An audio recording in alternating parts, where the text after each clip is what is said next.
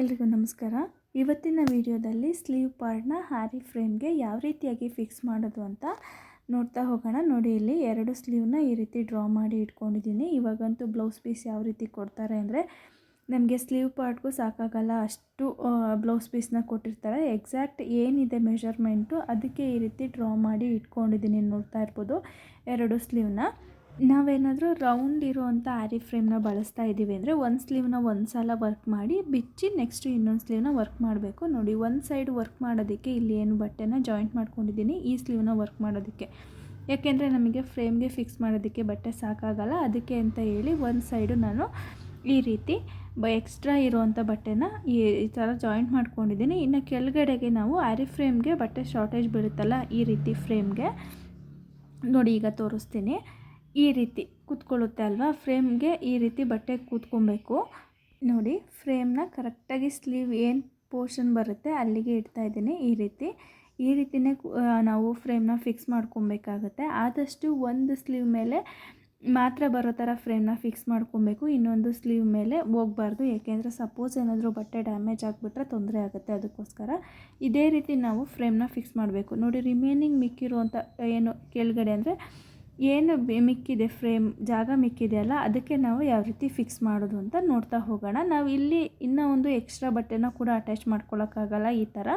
ಯಾಕೆಂದರೆ ಬಟ್ಟೆ ಅವಾಗ ದಪ್ಪ ಆಗಿ ಫ್ರೇಮ್ ಲೂಸ್ ಆಗುವಂಥ ಚಾನ್ಸಸ್ ಇರುತ್ತೆ. ಅದಕ್ಕೋಸ್ಕರ ಈ ಏನು ಪೋರ್ಷನ್ ಇದೆ ಇದಕ್ಕೆ ನಾವು ದಾರನ ಫಿಕ್ಸ್ ಮಾಡಿಕೊಂಡು ಸ್ಟ್ಯಾಂಡ್ಗೆ ಫಿಕ್ಸ್ ಮಾಡಿ ಆಮೇಲೆ ವರ್ಕ್ ಮಾಡಬೇಕಾಗತ್ತೆ. ನೋಡಿ ಈಗ ತೋರಿಸ್ತೀನಿ. ಈ ರೀತಿ ಕರೆಕ್ಟಾಗಿ ಫಿಕ್ಸ್ ಮಾಡ್ಕೊಳ್ಳೋಣ. ಫಸ್ಟು ಈ ರೀತಿ ಕರೆಕ್ಟಾಗಿ ಬಟ್ಟೆನ ಇಟ್ಕೊಂಡು ಒಂದು ಫ್ರೇಮ್ನ ಬಟ್ಟೆ ಕೆಳಗಡೆ ಹಾಕಿ ಜೋಡಿಸ್ಕೊಬೇಕು. ಫಸ್ಟು ಒಂದು ಫ್ರೇಮ್ನ ಅಂದರೆ ಕೆಳಗಡೆ ಏನು ಫ್ರೇಮ್ ಹಾಕಿರ್ತೀವಿ ಅದನ್ನು ಕರೆಕ್ಟು ಪೊಸಿಷನಲ್ಲಿ ಇದೆಯಾ ಅಂತ ನೋಡಿಕೊಂಡು ಮೇಲ್ಗಡೆ ಪೋರ್ಷನ್ಗೆ ಇನ್ನೂ ಒಂದು ಫ್ರೇಮ್ನ ಈ ರೀತಿ ಫಿಕ್ಸ್ ಮಾಡ್ಕೊಬೇಕು. ಆದಷ್ಟು ಟೈಟಾಗಿ ಇರಬೇಕು ಫ್ರೇಮು, ಈ ರೀತಿ ಫಿಕ್ಸ್ ಮಾಡ್ಕೊಬೇಕು. ನೋಡಿ ಈ ರೀತಿ ಫಿಕ್ಸ್ ಮಾಡ್ಕೊಂಡಿದ್ದಾದಮೇಲೆ ಬಟ್ಟೆನ ಸೆಟ್ ಮಾಡ್ಕೊಬೇಕು. ಎಲ್ಲೂ ಕೂಡ ರಿಂಕಲ್ ಇಲ್ಲದೆ ಇರೋ ರೀತಿಯಲ್ಲಿ ನೋಡಿಕೊಂಡು ಈ ರೀತಿ ಬಟ್ಟೆನ ಎಳ್ಕೊಬೇಕಾಗುತ್ತೆ. ಆದಷ್ಟು ಬಟ್ಟೆ ಡ್ಯಾಮೇಜ್ ಆಗದೆ ಇರೋ ರೀತಿಯಲ್ಲಿ ನೋಡಿಕೊಂಡು ಬಟ್ಟೆನ ಎಳ್ಕೊಬೇಕು. ಸಾಫ್ಟಾಗಿರೋಂಥ ಕ್ಲಾತ್ ಆಗಿಬಿಟ್ರೆ ಅಂತೂ ಮುಗೀತು, ತುಂಬಾ ಕಷ್ಟ. ಸ್ವಲ್ಪ ಎಳೆದ್ರೂ ಕೂಡ ಬಟ್ಟೆ ಡ್ಯಾಮೇಜ್ ಆಗಿಬಿಡುತ್ತೆ. ಅದಕ್ಕೋಸ್ಕರ ನೋಡಿಕೊಂಡು ಸ್ವಲ್ಪ ನಿಧಾನವಾಗಿಯೇ ಎಳ್ಕೊಬೇಕು. ಈ ಥರ ರೌಂಡ್ ಫ್ರೇಮಲ್ಲಿ ನಾವು ವರ್ಕ್ ಮಾಡ್ತಾಯಿದ್ದೀವಿ ಅಂದರೆ ತುಂಬಾ ರಿಸ್ಕ್ ಇರುತ್ತೆ. ಯಾಕೆಂದರೆ ಒಂದು ಸ್ಲೀವ್ನ ವರ್ಕ್ ಮಾಡಿ ನೆಕ್ಸ್ಟು ಇನ್ನೊಂದು ಸ್ಲೀವ್ಗೆ ನಾವು ಅಟ್ಯಾಚ್ ಮಾಡ್ಕೊಬೇಕಲ್ಲ, ಅದಕ್ಕೋಸ್ಕರ.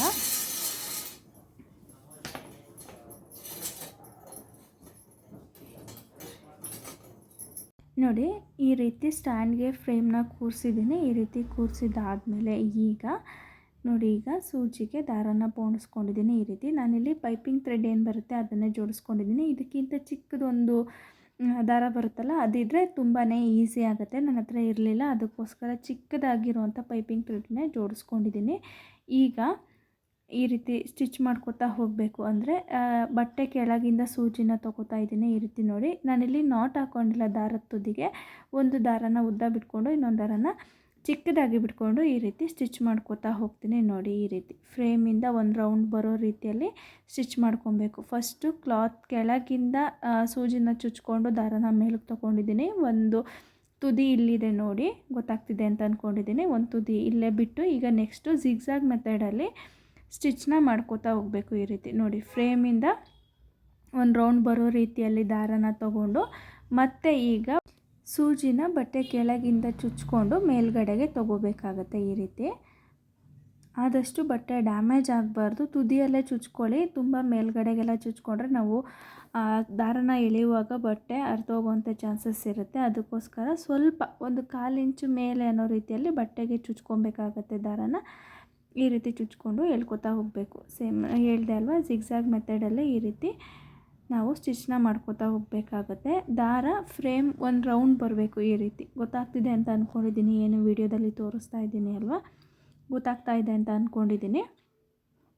ಸೂಜಿ ದಪ್ಪ ಇರೋದ್ರಿಂದ ಬಾರ್ಡರ್ ಅಲ್ವಾ, ಸ್ವಲ್ಪ ಎಳೆಯೋದಕ್ಕೆ ಕಷ್ಟ ಆಗುತ್ತೆ. ಸ್ವಲ್ಪ ನೋಡಿಕೊಂಡು ನಿಧಾನವಾಗಿ ಎಳ್ಕೊಬೇಕಾಗತ್ತೆ. ಈ ರೀತಿ ನೋಡಿ, ಇದು ಏನು ಫ್ರೇಮ್ ಕೊನೆವರೆಗೂ ಕೂಡ ಇದೇ ರೀತಿಯಲ್ಲಿ ದಾರನ ಚುಚ್ಕೋತಾ ಹೋಗ್ಬೇಕಂದ್ರೆ ಸ್ಟಿಚ್ ಮಾಡ್ಕೋತಾ ಹೋಗಬೇಕಾಗತ್ತೆ. ಏನು ಫ್ರೇಮ್ ಎಂಡ್ ಆಗುತ್ತೆ ಅಲ್ವಾ, ಅಲ್ಲಿವರೆಗೂ ಕೂಡ ಇದೇ ಥರ ಸ್ಟಿಚ್ ಮಾಡ್ಕೋತಾ ಬರ್ತಾಯಿದ್ದೀನಿ. ಈ ರೀತಿ ನೋಡಿ ಕೊನೆಯಲ್ಲೂ ಕೂಡ ಏನು ಸ್ವಲ್ಪ ಗ್ಯಾಪ್ ಇದೆ ಅನ್ನೋ ರೀತಿವರೆಗೂ ಕೂಡ ಈ ರೀತಿ ಸ್ಟಿಚ್ ಮಾಡ್ಕೊಬೇಕು. ನೋಡಿ ಇಲ್ಲಿವರೆಗೂ ಕೂಡ ಸ್ಟಿಚ್ ಮಾಡ್ಕೊಂಡಿದ್ದೀನಿ.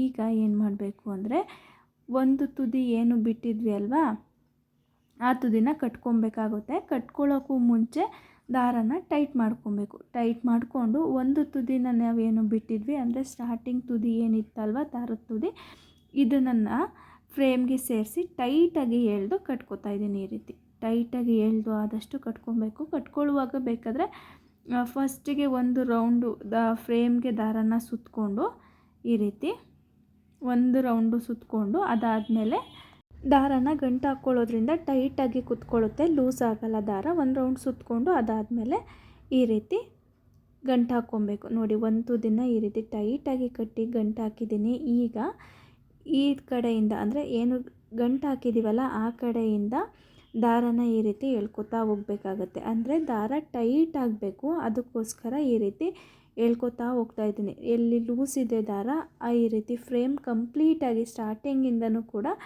ಈ ರೀತಿ ಕಂಪ್ಲೀಟಾಗಿ ದಾರನ ಎಳ್ಕೊತಾ ಹೋಗಬೇಕು, ಟೈಟ್ ಮಾಡ್ಕೊತಾ ಹೋಗಬೇಕಾಗತ್ತೆ. ನೋಡಿ ಈ ರೀತಿ ಸ್ಟಾರ್ಟಿಂಗಿಂದನೂ ಕೂಡ ಈ ರೀತಿ ಎಳ್ಕೊತಾ ಹೋಗೋದ್ರಿಂದ ನೋಡಿ ಎಷ್ಟು ಲೂಸು ಸಿಗ್ತಾ ಇದೆ ಅಂತ.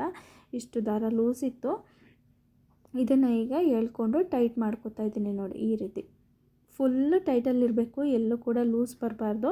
ಹಾಗಂತ ಫೋರ್ಸಲ್ಲಿ ಎಳೆದು ಬಟ್ಟೆ ಡ್ಯಾಮೇಜ್ ಆಗಬಾರ್ದು. ಅದಕ್ಕೆ ನಾನು ಮುಂಚೆನೇ ಹೇಳ್ದಂಗೆ ಸ್ವಲ್ಪ ನೋಡಿಕೊಂಡು ದಾರನ ಎಳ್ಕೊಬೇಕಾಗತ್ತೆ, ಬಟ್ಟೆ ಡ್ಯಾಮೇಜ್ ಆಗಬಾರ್ದು. ಅದಕ್ಕೋಸ್ಕರ ಈ ರೀತಿ ಕಂಪ್ಲೀಟಾಗಿ ದಾರ ಟೈಟ್ ಆಗಿದೆ ಅಂತ ನೋಡಿಕೊಂಡು ಎಳ್ಕೊಂಡಿದ್ದಾದಮೇಲೆ ಈಗ ರಿಮೈನಿಂಗ್ ಏನು ದಾರ ಇರುತ್ತೆ ಅಲ್ವ ಅದನ್ನು ಕೂಡ ಫ್ರೇಮ್ಗೆ ಈ ರೀತಿ ಸುತ್ಕೊಬೇಕು. ತೋರಿಸ್ತೀನಿ ನೋಡಿ. ಟೈಟಾಗಿ ದಾರನ ಎಳ್ಕೊಂಡಿದ್ದಾಗಿದೆ. ಈಗ ಮಿಕ್ಕಿರುವಂಥ ದಾರ ಇದೆಯಲ್ಲ ಅದನ್ನು ಈ ರೀತಿ ಫ್ರೇಮ್ಗೆ ಒಂದೊಂದೇ ರೌಂಡು ಸುತ್ಕೋತಾ ಬರ್ತಾಯಿದ್ದೀನಿ. ಏನು ಮುಂಚೆ ಸ್ಟಿಚ್ ಹಾಕಿದ್ವಿ ಅಲ್ಲ ಅದೇ ಥರ ಇಲ್ಲೂ ಕೂಡ ಸುತ್ಕೋತಾ ಬರ್ತಾಯಿದ್ದೀನಿ. ಬೇಕಂದರೆ ಬಟ್ಟೆಗೂ ಕೂಡ ಈ ಉಲ್ಟಾ ಜಿಗ್ಜಾಗ್ ಮೆಥಡಲ್ಲೇ ಹೋಗ್ಬೋದು. ಬಟ್ ಜಾಸ್ತಿ ನಾವು ಬಟ್ಟೆನಾಗೆ ಚುಚ್ಕೊಂಡು ಈ ರೀತಿ ಎಳ್ಕೊಳ್ಳೋದ್ರಿಂದ ಬಟ್ಟೆ ಡ್ಯಾಮೇಜ್ ಆಗುವಂಥ ಚಾನ್ಸಸ್ ತುಂಬ ಇರುತ್ತೆ. ಅದಕ್ಕೋಸ್ಕರ ನಾನು ಇಲ್ಲಿ ಒಂದೇ ಒಂದು ಸಲ ಈ ರೀತಿ ಸ್ಟಿಚ್ ಮಾಡಿಕೊಂಡು ಮಿಕ್ಕಿರೋವಂಥ ದಾರ ಏನಿದೆ ಇದನ್ನು ಫ್ರೇಮ್ಗೆ ಸುತ್ಕೋತಾ ಬರ್ತಾಯಿದ್ದೀನಿ. ಈ ರೀತಿ ನಿಮಗೆ ಅಷ್ಟು ಕನ್ಫರ್ಮ್ ಆಗಲಿಲ್ಲ ಅಂತ ಅಂದರೆ ಬೇಕಾದರೆ ಮತ್ತೆ ಈಗ ಉಲ್ಟಾ ಏನು ಈ ರೀತಿ ದಾರ ಸುತ್ಕೋತಾ ಇದ್ದೀನಿ ಅಲ್ವಾ, ಇದ್ರ ಬದಲಾಗಿ ಮತ್ತೆ ಬಟ್ಟೆಗೇ ಸೂಜಿನ ಚುಚ್ಕೊಂಡು ದಾರಾನ ಕೂಡ ಎಳ್ಕೊಬೋದು. ಬಟ್ ಆದಷ್ಟು ನೋಡಿಕೊಂಡು ಎಳ್ಕೊಬೇಕಾಗತ್ತೆ. ನೋಡಿ ಈಗ ದಾರದ ತುದಿ ಇತ್ತಲ್ಲ, ಗಂಟು ಹಾಕಿರೋವಂಥ ದಾರದ ತುದಿ ಇತ್ತಲ್ಲ, ಅದಕ್ಕೆ ಈ ದಾರನ ತಂದು ಈ ರೀತಿ ಟೈಟಾಗಿ ಗಂಟು ಹಾಕ್ತಾಯಿದ್ದೀನಿ. ದಾರನ ಎಲ್ಲೂ ಕೂಡ ಲೂಸ್ ಬಿಡೋದಕ್ಕೆ ಹೋಗಬಾರ್ದು, ಟೈಟಾಗಿ ಎಳ್ಕೊಂಡೇ ಈ ರೀತಿ ಗಂಟು ಹಾಕ್ಕೊಂಡ್ರೆ ಫ್ರೇಮ್ಗೆ ದಾರ ಫಿಕ್ಸ್ ಆಗುತ್ತೆ, ಬಟ್ಟೆನೂ ಕೂಡ ಫಿಕ್ಸ್ ಆಗುತ್ತೆ. ಈಗ ಸ್ವಲ್ಪ ಬಟ್ಟೆ ಏನಾದರೂ ಲೂಸ್ ಇದೆ ಅಂತ ಅನಿಸಿದ್ರೆ ಈ ರೀತಿ ಫ್ರೇಮಿಂದ ಸ್ವಲ್ಪ ಇಟ್ಕೊಂಡು ಬಟ್ಟೆನ ಎಳ್ಕೊಂಡ್ರೆ ಆಯಿತು. ಗಟ್ಟಿಯಾಗಿ ಬಟ್ಟೆ ಕೂತ್ಕೊಂಡಿರುತ್ತೆ. ಇಲ್ಲಿ ನಾವು ವರ್ಕ್ ಮಾಡ್ಕೊಬೋದು. ಈ ರೀತಿ ಟ್ಯಾಪ್ ಮಾಡಿದಾಗ ನಮಗೆ ಡ್ರಮ್ ಸೌಂಡ್ ಬರುತ್ತಲ್ಲ ಆ ರೀತಿ ಸೌಂಡ್ ಬರಬೇಕು, ಮತ್ತು ಎಲ್ಲೂ ಕೂಡ ಬಟ್ಟೆ ಸುಕ್ ಬಂದಿರಬಾರ್ದು. ಈ ರೀತಿ ಆದರೆ ನಮಗೆ ವರ್ಕ್ ಮಾಡೋದಕ್ಕೆ ಕರೆಕ್ಟ್ ಆಗುತ್ತೆ, ಮತ್ತು ಸುಕ್ ಕೂಡ ಬರಲ್ಲ. ನೀಟಾಗಿ ನಾವು ಇದ್ರ ಮೇಲೆ ವರ್ಕ್ನ ಮಾಡ್ಕೊಬೋದು. ನೋಡಿದ್ರಿ ಅಲ್ವಾ, ಈ ರೀತಿ ನಾವು ರೌಂಡ್ ಫ್ರೇಮಲ್ಲಿ ಸ್ಲೀವ್ ಪಾರ್ಟ್ನ ಜೋಡಿಸ್ಕೊಂಡು ಹ್ಯಾರಿ ವರ್ಕ್ನ ಮಾಡ್ಕೊಬೋದು. ಇದಿಷ್ಟು ಇವತ್ತಿನ ವಿಡಿಯೋ ಇಷ್ಟ ಆದರೆ ದಯವಿಟ್ಟು ವಿಡಿಯೋಗೆ ಒಂದು ಲೈಕ್ ಮಾಡಿ, ನನ್ನ ಚಾನಲ್ನ ಸಬ್ಸ್ಕ್ರೈಬ್ ಮಾಡಿ ಸಪೋರ್ಟ್ ಮಾಡಿ. Thank you.